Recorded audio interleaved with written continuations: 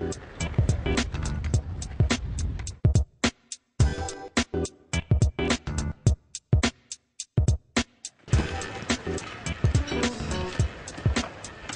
je voudrais un esquimau, s'il vous plaît. Voilà, alors 2 euros, s'il vous plaît. Merci. Léo, Ouais. tu t'es jamais demandé pourquoi on te donnait quelque chose contre un simple morceau de papier ou de métal? Ben, c'est de l'argent. Oui, on est tous d'accord pour dire que l'argent vaut quelque chose. Mais d'abord, il n'y a pas toujours eu de l'argent. Ah bon? On se fait un petit voyage dans le temps? Je t'invite. D'accord. Au début, les humains ont commencé par faire du troc.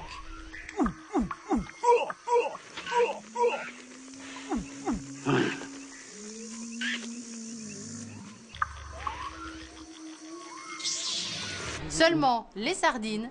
Ça ne se conserve pas très bien. Alors on a eu l'idée de faire les échanges avec des objets qui se conservaient mieux. Comme du blé, par exemple. Mais à la longue, ça pouvait être lourd. On a aussi pensé à utiliser des objets plus légers, comme des plumes rares ou des coquillages. On disait, un beau poisson vaut une plume de perroquet, qui vaut 10 bananes ou un collier de feuilles. La plume était devenue une monnaie d'échange. On avait en quelque sorte inventé la monnaie. À l'école, quand on était petit, on faisait ça avec les billes. Un calot, ça en valait 5 petites. L'ennui, c'est que tu peux toujours essayer d'aller acheter une glace avec tes billes. Les billes ou les plumes, ça n'a pas forcément la même valeur pour tout le monde.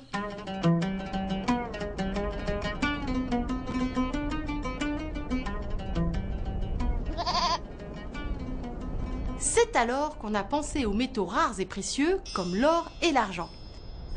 Mais il fallait trouver une idée pour ne pas avoir tout le temps besoin d'une balance. Bien du temps avait passé et les hommes avaient maintenant des villes et des États. Ces États ou ces villes se sont mis à fabriquer des pièces en or ou en argent en garantissant le poids de chaque pièce. La monnaie était vraiment née. Dis, les pièces, ce n'est pas léger non plus, hein, dans les poches. C'est vrai, les pièces, il fallait quand même les transporter. Alors, il y a des gens malins qui ont proposé de prendre des pièces en dépôt contre des certificats en papier, les lettres de crédit. Ils étaient donc devenus des banquiers. On pouvait facilement transporter leurs lettres de crédit ou les échanger comme de la monnaie, et on pouvait se les faire rembourser en véritables pièces d'or.